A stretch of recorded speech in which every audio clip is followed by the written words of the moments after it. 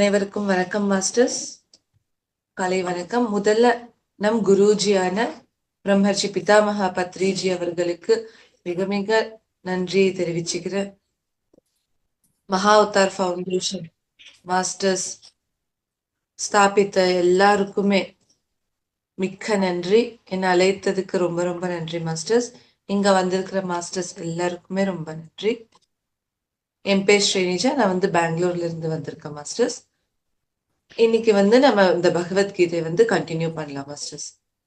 ஏன்னா பகவத்கீதையில எல்லா ஸ்லோகத்திலையும் கிருஷ்ணர் சொல்லிருக்கிறது நம்ம லைஃப்ல எப்படி இருக்கணும், நாம நம்மளுடைய வாழ்க்கையில எந்த மாதிரியான நடவடிக்கை செய்யணும். சும்மா இது வேற ஸ்லோகங்கள் மாதிரி படிச்சுட்டு போனா எந்த ஒரு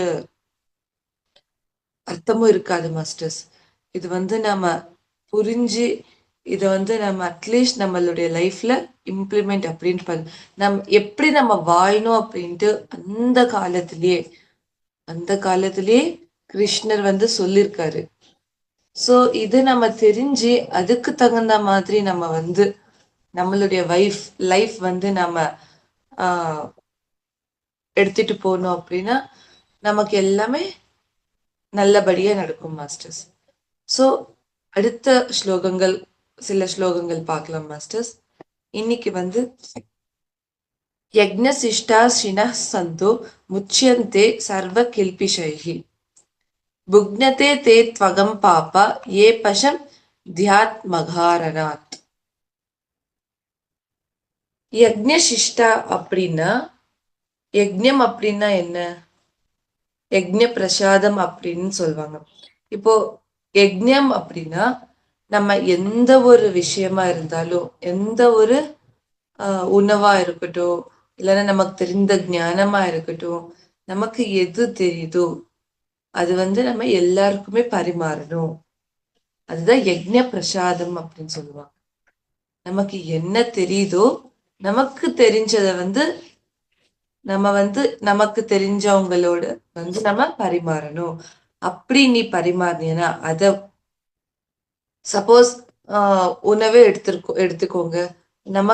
நம்ம கிட்ட இருந்து அப்புறம் நம்ம அன்னதானம் அந்த மாதிரி பண்ணோம் அப்படின்னா அந்த சஜ்ஜனங்கள் நம்ம கொடுத்த அவங்களுக்கு ரொம்ப ரொம்ப ரொம்ப உதவி செஞ்ச மாதிரியும் இருக்கும்.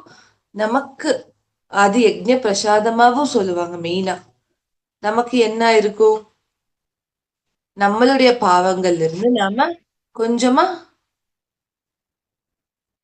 அதை நம்ம மீட்டு போவோம். சொல்லுவாங்க இல்லையா, தானம் பண்ணா நமக்கு எவ்வளோ நல்லது அப்படின்ட்டு. அதே மாதிரி கொஞ்சம் ஆனா நம்ம என்ன பண்றோம், அட்லீஸ்ட் கொஞ்சமாவது நம்ம தானம் அப்படின்றது கொடுக்கணும். அது உணவா இருக்கட்டும், ஞானமா இருக்கட்டும், உடையா இருக்கட்டும், எது வேணாலும் இருக்கட்டும் மாஸ்டர்ஸ். நம்ம நம்ம தானம் அப்படின்னு பண்ணோம்னா, பரிமாறினா, எந்த ஒரு விஷயத்தையும் நம்ம பரிமாறினா நம்ம முக்தி அடைவோம். சப்போஸ் நீ எதுவுமே பரிமாறாம உன்னுடைய பௌத்திக உடலுக்கு தேவையானது மட்டும் நீ பாத்துக்கிட்டியன்னா அப்போ நீ பாவத்திற்கு நீ சேருவ. இங்க பாருங்க, புக்னதே தே த்வகம் பாபா ஏ பஷம் தியாத்மகாரனாத். உன்னுடைய சுய நிலத்திற்காக மட்டும் நீ செஞ்சியன்னா, உன்னுடைய வாழ்க்கை இருந்துச்சு அப்படின்னா நீ பாவத்திற்கு ஆளாவ. என்ன சொல்லிருக்காங்க, நாம ஃபர்ஸ்ட் இது எல்லாமே நமக்கு தெரிஞ்சதுதான், நம்ம எல்லாருமே பண்ணிருக்கிறது தான். சோ இப்போ தானம் அப்படின்னா இப்போ இருக்கிறவங்களுக்கே மறுபடியும் மறுபடியும் நம்ம கொடுக்கறது அது இல்ல மாஸ்டர்ஸ். இப்போ ஏதாவது ஒரு சோசியல் சர்வீஸ் அங்க ஒரு 10 பேருக்கு அவங்க ஃப்ரீயா கொடுத்துட்டு இருக்காங்கன்னா அங்க போய் நம்மளுடைய பார்ட் ஒண்ணு இருந்துச்சு அப்படின்னா அதுதான் யக்ஞ பிரசாதம் அப்படின்ட்டு சொல்லுவாங்க. இப்போ நம்ம பத்ரிஜி சார் எடுத்துக்கோங்க, எத்தனை தியான மகா சக்கரங்கள், எத்தனை தியான மகா யக்ஞங்கள் நடத்திட்டு இருக்காங்க. இன்னும் நடந்துட்டே இருக்கு. இப்போ இன்னும் அதிகமாயிட்டு இருக்கு. ஒவ்வொரு மாசமும் ஏதோ ஒரு இடத்துல வந்து தியானம் ப்ரோக்ராம்ஸ், மெடிடேஷன் ப்ரோக்ராம்ஸ் அப்படின்றது ரொம்ப நடந்துட்டு இருக்கு மாஸ்டர்ஸ். இப்போ இந்த உகாதி நாளைக்கு வந்து ராஜமன்றி கிட்ட வந்து 200x200 பிரமிட் பெங்களூரை விட பெருசா கட்டிருக்காங்க மாஸ்டர்ஸ். பெங்களூர் பிரமிட் பார்த்துருப்பீங்க இல்லையா? அதை விட பெங்களூர் வந்து 160x160, ஹைதராபாத்ல இருக்கிறது 180x180. அதை விட பெருசு வந்து ராஜமன்றி அப்படின்ட்டு கோதாவரி, வெஸ்ட் கோதாவரி டிஸ்ட்ரிக்ட்ல வரும் மாஸ்டர்ஸ். அங்க 200x200. அங்க வந்து இந்த ஒரு 7 நாள் உகாதிக்கு வந்து நடத்திட்டு இருக்காங்க. இப்போ போன மாசம் பொங்கலுக்கு பாத்தீங்கன்னா எல்லாமே கலிகிரி அப்படின்னு சொல்லுவோம். எல்லாமே ஆந்திரா, தமிழ்நாடு இருக்கட்டும், கர்நாடகா இருக்கட்டும், நார்த் ஆகட்டும், எத்தனையோ அவங்கவுங்களுக்கு கிட்ட எங்க நடக்குதோ அங்க அட்லீஸ்ட் நம்ம போய் அட்டென்ட் பண்ணணும். சும்மா அட்டென்ட் பண்ணிட்டு வந்தாலுமே நமக்கு நம்மளால முடிஞ்ச தானம் வந்து அங்க உங்களால 100 ரூபாய் முடியுதா, 200 முடியுதா, உங்களால எவ்வளவு முடியுதோ அங்க வந்து நம்ம அந்த இடத்துல வந்து நம்ம பரிமாறணும் அப்படின்னா தானம் பண்ணணும். உனக்கு எவ்வளவு முடியுதோ அவ்வளவு வந்து நம்ம கொடுக்கணும். அதுதான் யக்ஞ பிரசாதம் அப்படின்னு சொல்லுவாங்க. அது செய்யாம வந்து நம்ம ஜஸ்ட் போயிட்டு போனோமா இல்லைன்னா தியானம் பண்ணோமா வந்தோமா அப்படின்ட்டு இருக்கக்கூடாது மாஸ்டர்ஸ். நமக்காக மட்டும் நம்ம போகும். அதே நம்மள மாதிரி எத்தனையோ பேர் வந்திருப்பாங்க இல்லையா? ஸோ அங்க வந்து நம்மளுடைய பார்ட்டும் இருக்கணும் அப்படின்ட்டு நம்ம வந்து அங்க இப்போ எவ்வளவோ மந்த்லி நடந்துட்டு இருக்க மாஸ்டர்ஸ். எல்லாத்துக்குமே நம்ம கொடுத்தோம் அப்படின்னா ரொம்ப ரொம்ப நல்லது. இப்போ சப்போஸ் நீங்க 1000 rupees கொடுக்கணும் அப்படின்னு நினைச்சுக்கோங்க. உங்களுக்கு ஒரு 3-4 பிளேசஸ்ல வந்து நடக்குதுன்னு தெரிய வருது. நீங்க என்ன பண்ணணும்? 250 ஒரு இடத்துல, 250 இன்னொரு இடத்துல, 250 இன்னொரு இடத்துல, இன்னொரு இடத்துல ஒரு 250, அந்த மாதிரி வந்து நீங்க ஸ்பிளிட் பண்ணியும் கொடுக்கலாம். அப்படி கொடுத்தோம் அப்படின்னா எல்லா இடத்துலயும் வந்து நம்ம வந்து தானம் பண்ண மாதிரி இருக்கும். எல்லாருக்குமே நம்ம வந்து ஹெல்ப் பண்ண மாதிரி இருக்கும். நீ எப்போ நீ வந்து பரிமாறுறியோ அப்போ வந்து நீ முக்திக்கு அடைவதற்கு ரொம்ப ஈஸியா இருக்கும். தன்னுடைய சொந்த இந்த பௌத்திக உடலுக்கு மட்டுமே நானே சாப்பிடணும், என் வீட்டுல இருக்கவங்களே எல்லாமே சாப்பிடணும், எல்லாமே துணி எங்க நான் என்னுடைய காசுல எனக்கு மட்டும்தான் செலவு பண்ணணும் அப்படின்னு நினைக்கிறவங்க வந்து பாவத்துக்கு உண்டாகுவாங்க. அது வந்து அவங்களுக்கு தெரியாமலே இருக்கலாம், தெரிஞ்சும் பண்றவங்களும் இருக்கலாம். ஆனா நம்ம வந்து எடுத்து சொல்லணும். தானம் அப்படின்றது ரொம்ப ரொம்ப ரொம்ப இம்பார்ட்டன்ட் மாஸ்டர்ஸ். நமக்கு இப்ப எவ்வளவுதான் நம்ம மெடிடேஷன் பண்ணாலுமே அது ஒரு ஸ்டெப் இன்க்ரீஸ் பண்ண மாதிரி இருக்கும். ஸோ நம்மளுடைய வளர்ச்சியாகும். நம்ம வந்து அதுவும் என்ன பண்ணணும்? கர்மா பண்ணணும். கர்ம பலனை வந்து நம்ம we should not expect இல்லையா? முன்னாடி நம்ம பார்த்திருக்கிறோம். நம்ம தானம் பண்ணணும், அதனால எனக்கு முக்தி வருது, அதனால நான் தானம் பண்றேன் அப்படின்னு நம்ம நினைக்க கூடாது. நம்மளுடைய வேலை என்ன? நமக்கு எவ்வளவு முடியுதோ அவ்வளவு தானம் பண்ணணும். அதுக்கு அடுத்த ரிசல்ட் வந்து அது நேச்சர் பார்த்திக்கும். ஐயோ எனக்கு எதுவுமே வரலையே அப்படின்ட்டு நம்ம அதை பத்தி எக்ஸ்பெக்ட் பண்ணக்கூடாது. மெயினா இது தெரிஞ்சுக்கணும் மாஸ்டர்ஸ். நம்ம தானம் பண்றோம், தானம் பண்ணதுக்கு அப்புறம் எனக்கு முக்தி வரணும், நான் குரோத் ஆகணும் அப்படின்ட்டு நம்ம தானம் பண்ணக்கூடாது. மன பூர்வமா ஃபுல் அண்ட் ஃபுல் சாட்டிஸ்ஃபேக்ஷனோட நம்ம வந்து தானம் பண்ண, ஐயோ என்னுடைய பணம் போகுது, ஐயோ இங்க 250 எனக்கு செலவழிச்சே வீணா அப்படின்ட்டு நம்ம கண்டிப்பா நினைக்கவே கூடாது மாஸ்டர்ஸ். நினைச்சோன்னா அங்கேயே அது வந்து செல்லாது அப்படின்னு சொல்லுவாங்க இல்லையா? சோ அங்க வந்து நீ எக்ஸ்பெக்ட் பண்ற அப்படின்னு அர்த்தம். நீ கர்மா பண்ணணும், கர்ம பலனை வந்து நீ எதிர்பார்க்க கூடாது. அது வந்து இந்த சிருஷ்டி, இந்த இயற்கையின் வேலை, அது வந்து பாத்திக்கும். ஓகேவா மாஸ்டர்ஸ்? சோ நம்ம வந்து யக்ஞ பிரசாதம் பரிமாறணும். அந்த நம்மளுடைய சொந்த உடலுக்கு தேவையானது மட்டுமே நம்ம பார்த்துக்கிட்டே இருந்தோம்னா நம்ம பாவத்தை அந்த பாவத்தை வந்து நம்ம சாப்பிடுறோம், தினமும் நம்ம சாப்பிடுறது வந்து பாவத்தை சாப்பிடுறோம் அப்படின்ட்டு நம்ம நினைக்கணும் மாஸ்டர்ஸ். அட்லீஸ்ட் 10ல் ஒரு பாகம் வந்து நம்ம வந்து தானத்துக்குன்ட்டு எவ்ரி மந்த்தும் நம்ம செப்பரேட்டா வச்சுட்டோம் அப்படின்னா, ஸோ யாராவது இந்த மாதிரி மெடிடேஷனுக்கு வரவங்களோ இல்லைன்னா நீங்க எந்த இடத்துல நீங்க பார்த்துட்டு இருக்கீங்களோ அங்கேயாச்சு உங்களுக்கு எங்க தெரியுதோ அங்க நீங்க வந்து பரிமாறின நம்மளுக்கு என்ன ஆகும், நம்மளுடைய ஆன்மீக வளர்ச்சிக்கு ரொம்ப ஈடா ரொம்ப அது வந்து சப்போர்ட்டா இருக்கும் மாஸ்டர்ஸ்.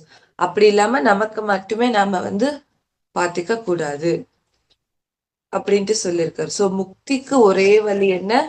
யக்ஞம். யக்ஞம்னா நமக்கு என்ன இருக்கோ அதை வந்து நம்ம பரிமாறணும். நாட் ஓன்லி இந்த ஃபார்ம் ஆஃப் மணி மாஸ்டர்ஸ், உணவா இருக்கலாம், நம்ம கிட்ட இருக்கிற ஞானமா இருக்கலாம், எது வேணாலுமே நம்ம வந்து பரிமாறணும்.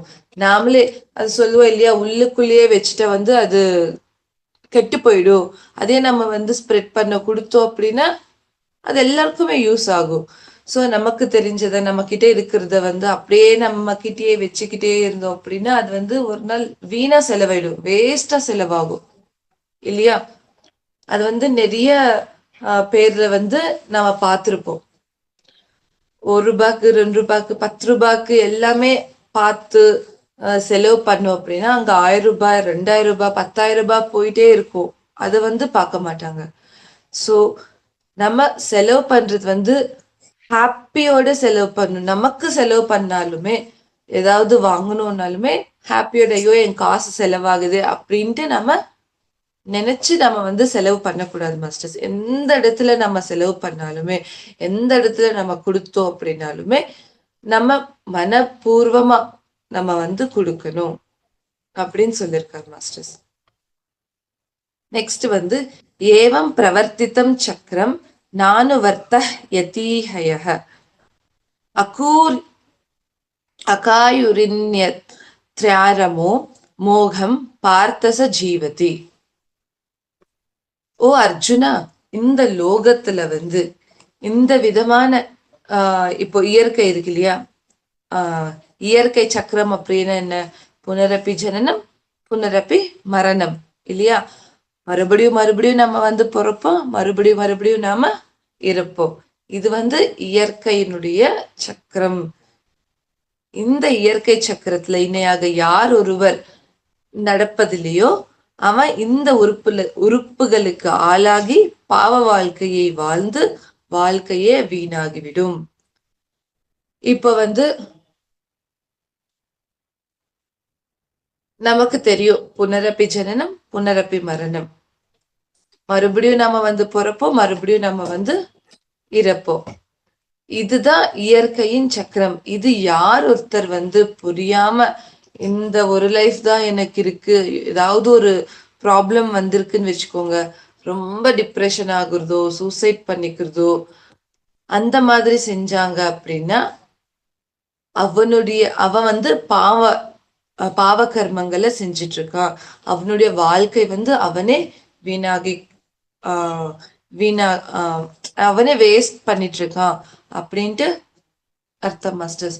சோ இந்த ஒரு வாழ்க்கையில என்ன கொடுத்திருக்காங்களோ, ஒரு நிமிஷம் மாஸ்டர்ஸ், నాకు అయ్యో మళ్ళీ పెట్టుకోలేదు, నాకు ఇప్పుడు కావాలి అన్ని అంత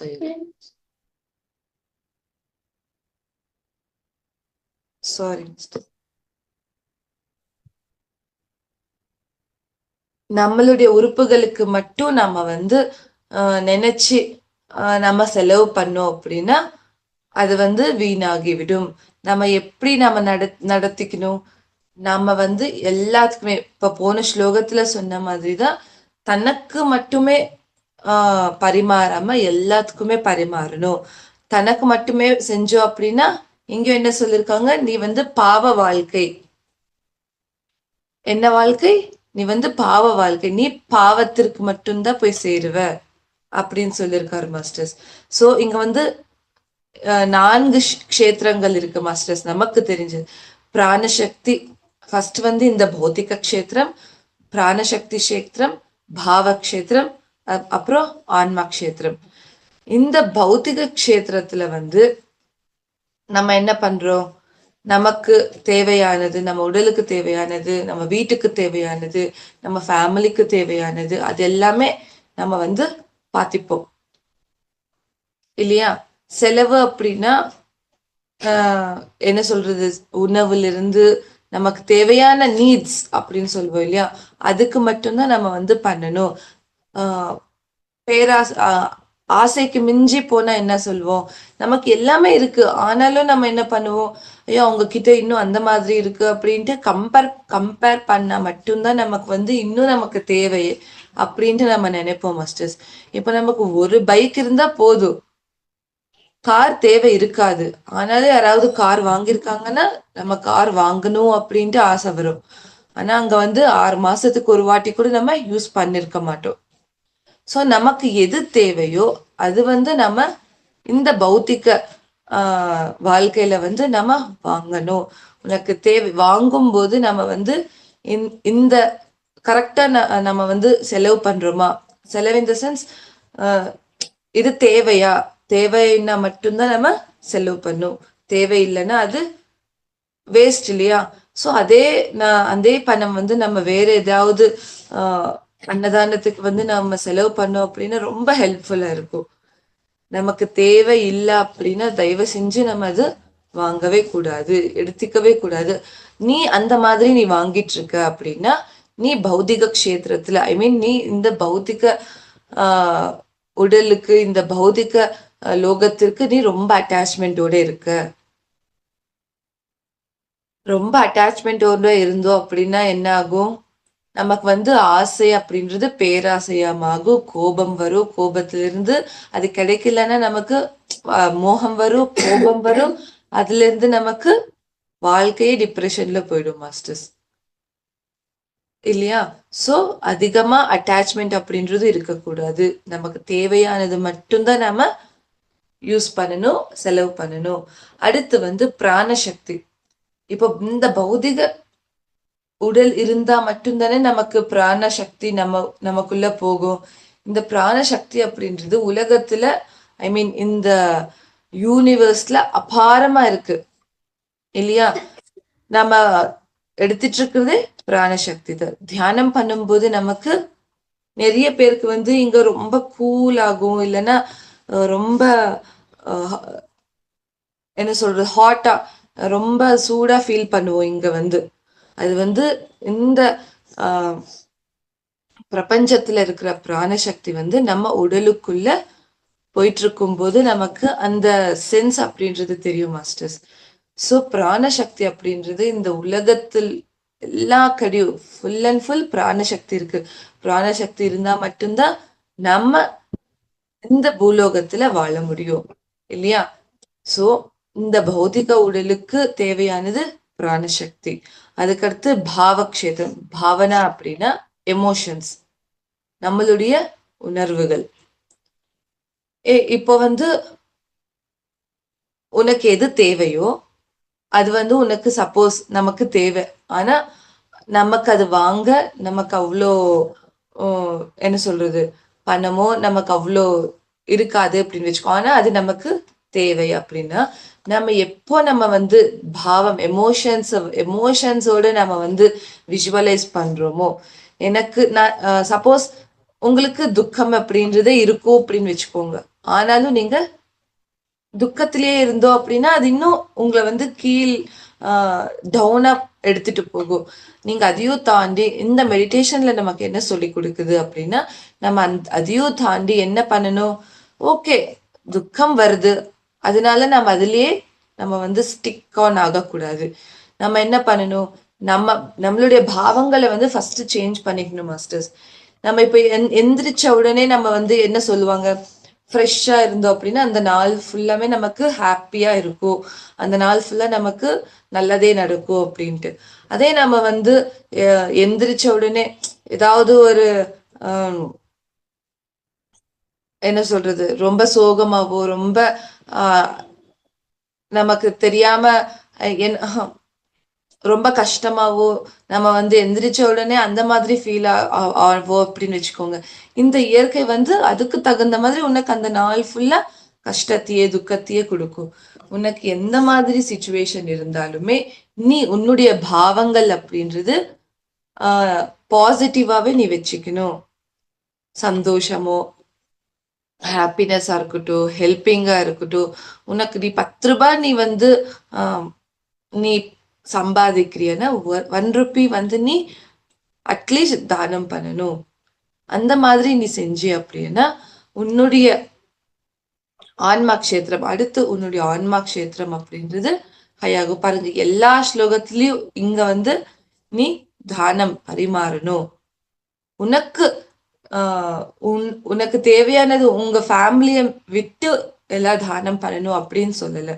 உங்களுக்கு எவ்வளோ தேவையோ அது நம்ம இது பண்ணிக்கிட்டு நமக்கு எக்ஸ்ட்ரா இருக்கிறது அது நம்ம வந்து தானம் அப்படின்றது பண்ணணும். அப்போ நீ பண்ணினியன்னா ஆன்மா க்ஷேத்திரம் அப்படின்றது உனக்கு வளர்ச்சி அப்படின்றது அடையும். போன ஸ்லோகத்திலயும் என்ன சொன்னோம்? நீ யக்ஞ பிரசாதம் கொடுத்தீன்னா உன்னுடைய முக்திக்கு வழி காட்டும். இங்கேயும் என்ன சொல்லிட்டு இருக்காங்க? நீ உன்னுடைய சுயநிலத்துக்காக மட்டும் இல்லாம இந்த இயற்கை சக்கரம் அப்படின்றது நீ எப்போ தெரிஞ்சுக்கிறியோ, ஏன்னா நம்ம இங்க வந்திருக்கிறது ஒரு டிராமா பண்றதுக்காக. இது பர்மனன்ட் இல்ல. நாம இந்த உடல் அப்படின்றது பர்மனன்ட் இல்ல. எவ்வளவு வரையோ இருப்போமோ அவ்வளவு வரை நம்ம வந்து சோசியல் சர்வீஸ் ஆகட்டும், நம்ம சர்வீஸ் அப்படின்றது பண்ணோம் அப்படின்னா நம்மளுடைய ஆன்மா க்ஷேத்திரம் வளர்ச்சி அப்படின்றது நடக்கும். இல்லைன்னா நீ பாவத்தையே உனக்கு நீ பாவத்தையே உன்னுடைய வாழ்க்கையே வீணாகி பாவத்திலேயே நீ வந்து போய் சேரும் அப்படின்னு சொல்லியிருக்காரு மாஸ்டர்ஸ். ஸோ நம்ம வந்து தானம் பண்ணா நம்மளுடைய வாழ்க்கை அப்படின்றது ரொம்ப ரொம்ப நல்லா இருக்கும். நெக்ஸ்ட் மாஸ்டர்ஸ், பிரகிருத்தே கிரியமானானி குணைஹி கர்மணி சர்வசः அகங்கார விமூடாத்மா கர்த்தாஹமிதி மன்யதே. இப்போ எல்லா கர்மங்களும் நம்ம செய்யறோம் இல்லையா? கர்மங்கள் அப்படின்னா என்ன? நம்ம செய்யற ஒவ்வொரு வேலைகளும். இப்ப சொல்றதும் ஒரு கர்ம தான், நம்ம கேட்கறதும் ஒரு கர்மம் தான் இல்லையா? கர்மா அப்படின்னா ஏதோ நினைக்காதீங்க. கர்மா அப்படின்னா இங்க வந்து செயல்கள், நம்ம செய்யற எல்லாமே எல்லாம் இந்த இயற்கையின் குணங்களினால் நாம் நடந்துட்டு இருக்கு. ஆனா அகங்காரத்துடன் விவேகத்துடன் இல்லாத மனிதன் தான் எல்லாம் நானே செய்கிறேன் என்று நினைச்சிட்டு இருப்பான். இப்போ இப்ப என்ன இதேதான் நம்ம வந்து சொல்லியிருக்கோம். நீ கர்மா செய், அது வந்து நீ எங்கேயுமே நான் தான் இங்க செஞ்ச, நானே அப்படின்னா நான் அப்படின்னாலே நமக்கு என்ன ஆகும்? அங்க அகங்காரம் அப்படின்றது இருக்கும். சோ நம்ம செஞ்சதுக்கு அங்க பலன் அப்படின்றது இருக்காது. சோ அதே நான் என்னாலதான் இது முடிஞ்சது அப்படின்னு நம்ம எப்போ நினைக்கிறோமோ, எப்போ நம்ம சொல்றோமோ, அங்க வந்து உனக்கு அகங்காரம் அப்படின்றது இருக்கு அப்படின்ட்டு தெரிய வரும் மாஸ்டர்ஸ். அவங்களா நமக்கு வந்து கூப்பிட்டு சொல்ல சொன்னாங்கன்னா தட்ஸ் ஃபைன். நாமளா வந்து நம்மளுடைய தர்மம் என்ன, நம்மளுடைய கர்மா என்ன?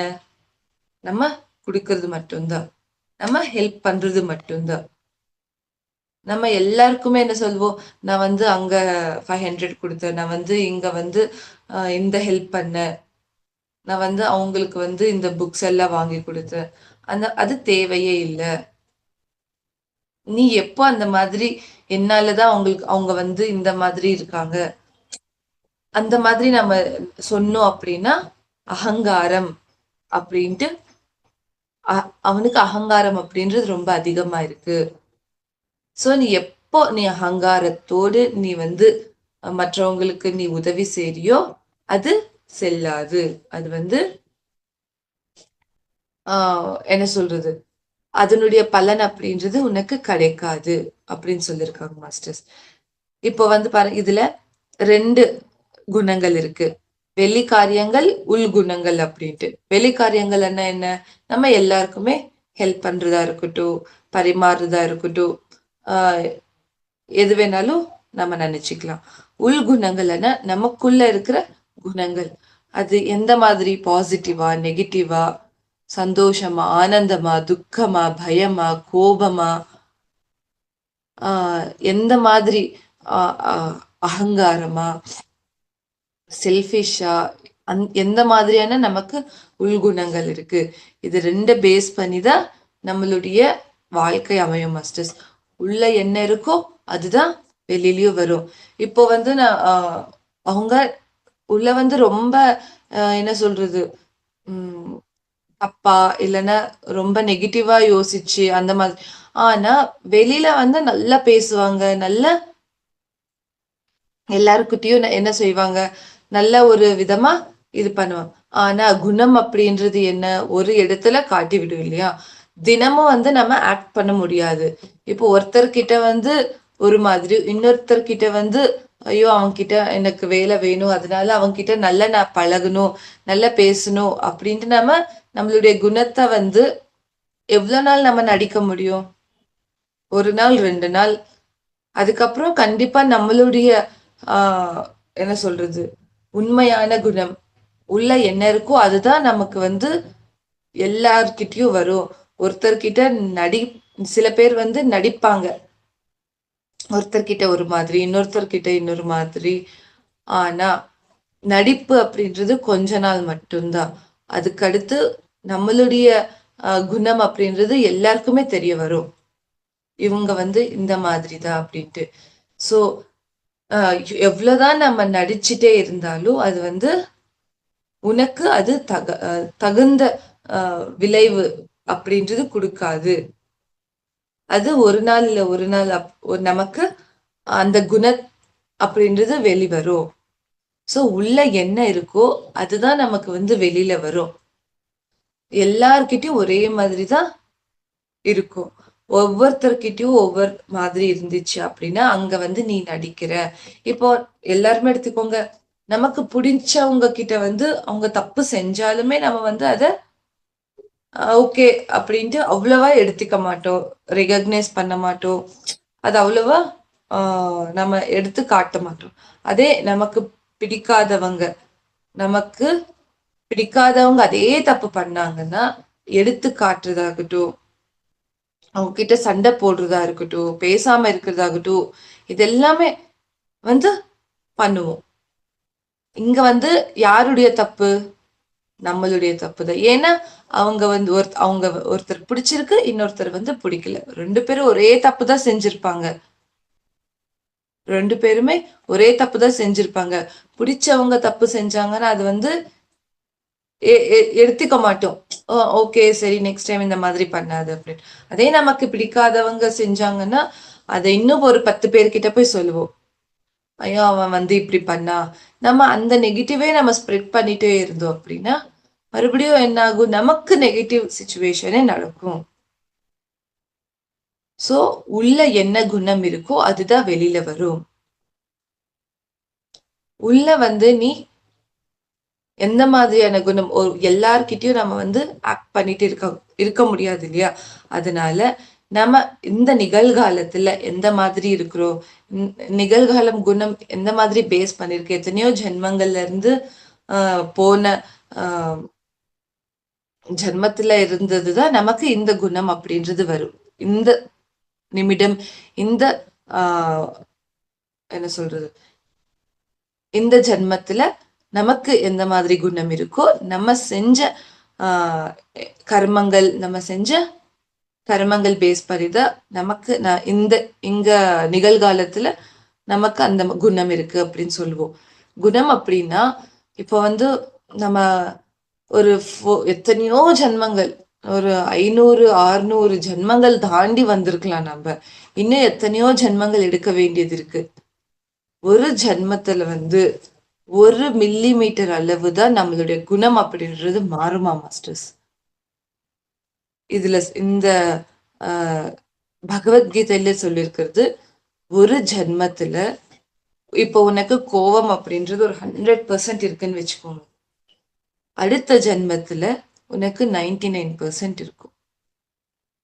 அடுத்து கொஞ்சம் கோபம் அப்படின்றது குறையும். இப்போ இந்த ஜென்மத்துல உனக்கு ஹெல்பிங் நேச்சரு இருக்காது, 0 அப்படின்னு வச்சுக்கோங்க. அடுத்த ஜென்மத்துல அட்லீஸ்ட் 1%, கொஞ்சமா 1 மில்லிமீட்டர் தான் மாஸ்டர்ஸ் நமக்கு சேஞ்ச் ஆகும். நீ எப்போ இந்த தியானம் செய்றியோ, எப்போ நீ சஜ்ஜன சாங்கத்தியம் செய்றியோ, எப்போ நீ புத்தகங்கள் படிக்கிறியோ, அப்போ நீ செஞ்சியன்னா இப்போ 1% சேஞ்ச் ஆகுது. நம்ம அடுத்த ஜென்மத்துக்கு என்ன ஆகும்?